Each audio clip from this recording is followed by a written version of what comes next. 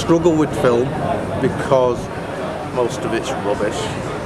The thing about poets is they're only good at one thing, which is writing and maybe performing poetry. Send would end up on Facebook for all of his friends and their friends of their friends and their friends of theirs, then posted and pinned to the school notice board. Flashbulbs pop as they loosen her tie, and Britney's singing "Hit Me Baby" one more time. So we're making manuscripts, we're making short stories and poems available for filmmakers. Waking up, do words, breathing up, I'm tired. Lexicon to arrival, insightful, musical, beautiful. His adverts are almost like succinct poems selling their wares done in a professional way, as in the latest McDonald's advert, which is absolutely brilliant, I hate to admit. And the cheeky guys with shifty eyes who pilfer someone else's fries were just passing by. And the hard to please with jangly keys ordering quarter pounders with cheese were just passing by. And the kids in Crocs and rolled.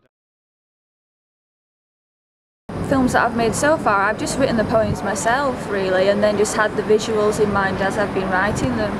But Comma Press are very good, and they've sent me a few PDFs with different writers on, and their poems, they're extremely visual and things come to mind instantly, so yeah, it'd be quite easy to make a short film based on a poem. We kind of secure the permissions and the goodwill of the authors first and make sure that they're available, and then filmmakers can come to us and select them. If you're recording a soundtrack, if you're recording the poem as a soundtrack, then there needs to be a sort of a performative element to that.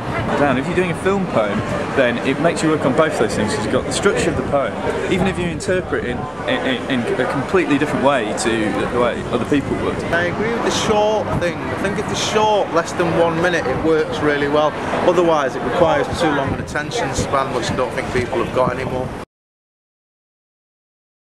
Scroobius Pip is made some interesting videos. Judge a book by its cover, thou shalt not judge Lethal Weapon by Danny Glover, thou shalt not buy Coca-Cola products, thou shalt not buy Nestle products, thou shalt not... There's a 60-second film, I think it's called. Yeah, Virgin Media is a very good website to look at, so you might want to check that out. Some amazing festivals like Zebra in Berlin, which is a key kind of seminal festival for things like poetry, film. There's another great one in India called Sadho Festival, and it's because they put some of their content online that we, the rest of the world, can enjoy them.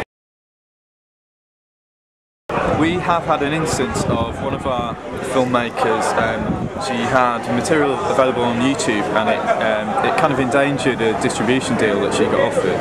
So I think you've got to be quite careful about that, and a little bit savvy. The distributors basically made her take her material off YouTube, because obviously there's not much point in buying it for distribution if it's widely available to anyone for free. So I guess you've got to bear that in mind. However, without the viral kind of publicity that she got from having her work available on the web, then she wouldn't have got so well known anyway, and so I guess there's pros and cons. You look at the new little webisodes which are coming out. Hollywood's now locking onto this. They found a way, they found a formula there for making profitable webisodes now, where you're talking about 50 episodes a year, for instance, one a week, sometimes one a day.